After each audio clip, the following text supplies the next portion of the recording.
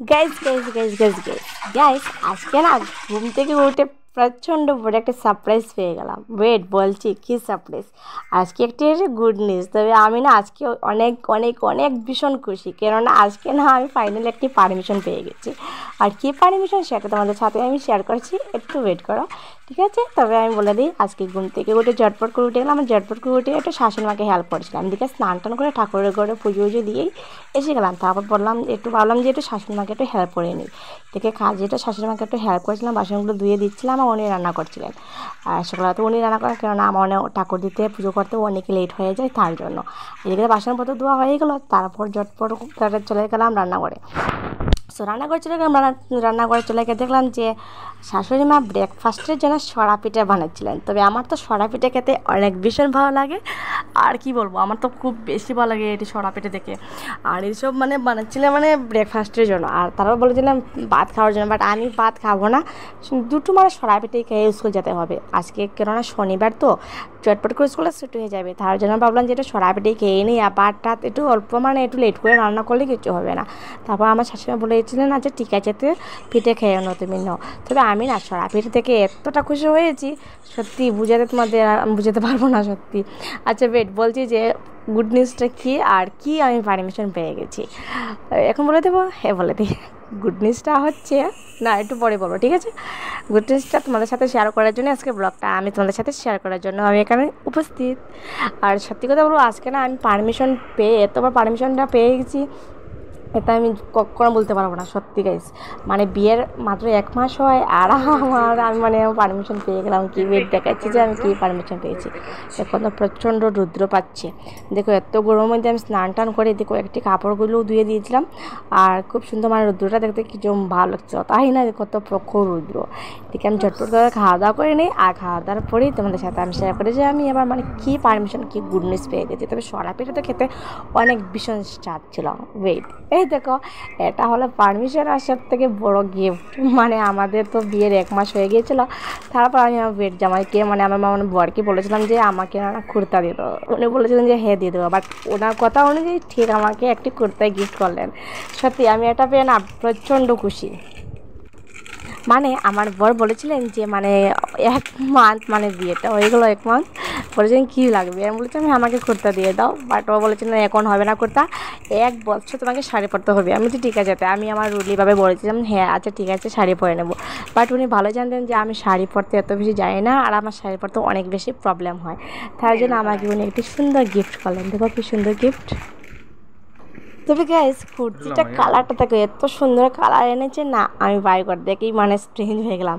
আর এটি মানে পিস পুরো মানে মানে সরি মানে পুরো সেট ছিল, প্যান্ট আর চুন্নি আর একটি কুর্তি। সো আমি তো এটি পেয়ে অনেক ভীষণ ভীষণ ভীষণ খুশি। আর সব থেকে বড় খুশি এটা হচ্ছে যে আমি তো শাড়ি পরা যাই না, তার জন্য আমাকে মানে খুব সুন্দর গিফট করলেন উনি। আর এটা হচ্ছে আমার বিয়ের প্রথম গিফট, সরি প্রথম গিফট নয় মানে বিয়ের পর আর কি, কুর্তি। আর তবে আমার চুন্নিটা দেখে এত না সুন্দর, কী বলবো গাইস। তবে আমি বলেছেন যে ওনার দাম মানে ওটির দাম কত হয়েছে, উনি বলছেন যে 1300 টাকা হয়ে গেছে। তো আমার তো খুব সুন্দর দেখা, দাম অনুযায়ী খুব সুন্দরই হয়েছে সত্যি বলবো। এই দেখো চুন্নিটা এত না সুন্দর, কি বলবো, দেখো খুব সুন্দর।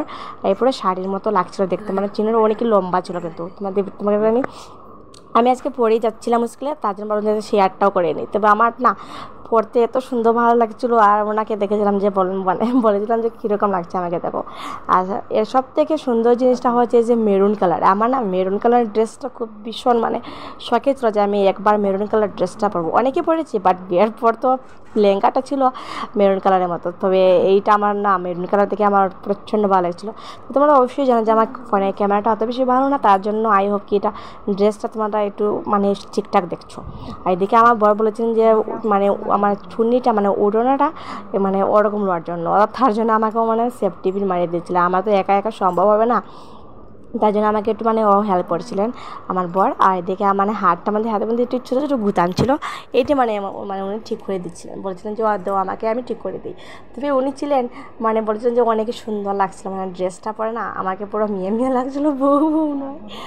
তারপর আমার শাশুড়িমা দেখেছিলেন, আর তারপর আমার শাশুড়িমা বলেছিলেন যে না সুন্দরই লাগছে ময়নাকে, মানে বউই লাগছে। তারপর বললেন যে একটু লিপস্টিকটা একটু মেখে নাও। তারপর বললাম যে ঠিক আছে আমি লিপস্টিক একটু মেখে নিই, নইলে আমার পুরো মেয়ে লাগে, বউ লাগবে, তার জন্য আমি একটু লিপস্টিকটা মেখে। সত্যি বলবো আজকে না আমি এতটা খুশি, মানে কি বলবো, বিয়ের পরে আমি প্রথমবার মনে হয় আমি এত খুশি মানে হয়েছি সত্যি।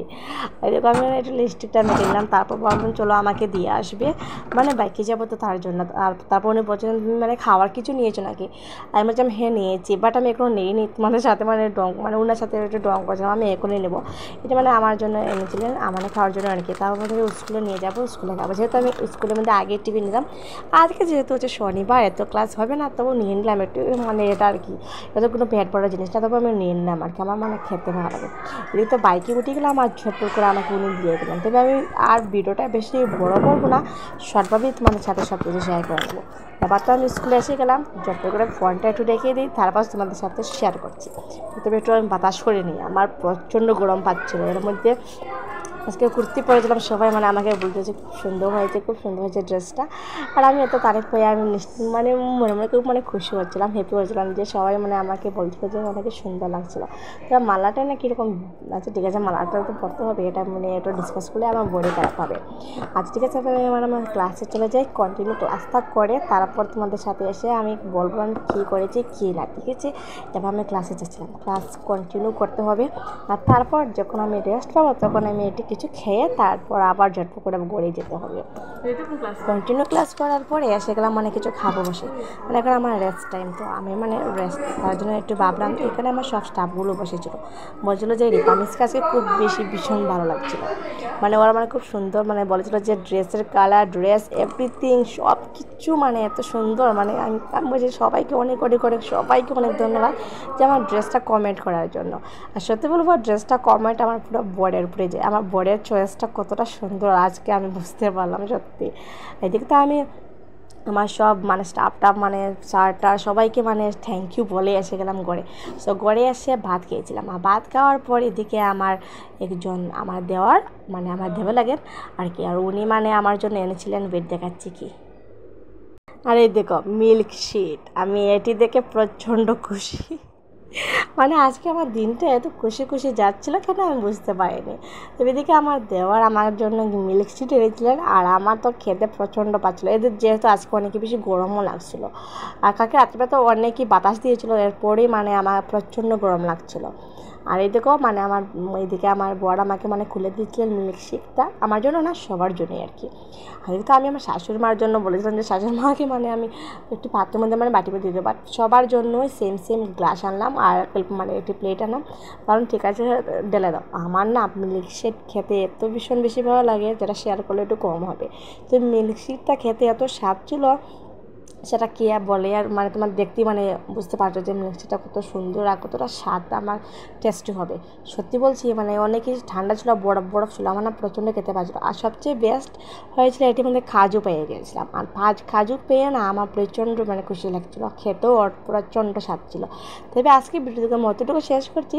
তবে মানে আজকে না আমি ভীষণ খুশি, তার জন্যই মানে একটু মানে শর্ট টাইমে ভিডিওটা শেষ করতে হচ্ছে। আমার খুশি কারণ এটাই যে আমি এত বড় পারমিশনটা পেয়ে গেছি, মানে এটাই আর কি, মানে কুর্তা পরে মানে অধিকারটা পেয়ে গেছি তার জন্য। আর আমার শাশুড়ি মা না অনেকই ভালো, তার জন্য আই হোপ কি আমি তার জন্য মানে কুর্তিটা আমি পরার অধিকার পেয়েছি। আর প্রচণ্ড মানে গরম লাগছে, তার জন্য আজকে মিল্কশিটও পেয়ে গেছি। সবাইকে অনেক ধন্যবাদ, আর আমার বরকেও প্রচণ্ড মন থেকে খুশি দিচ্ছিলাম। Thank you guys, love you all.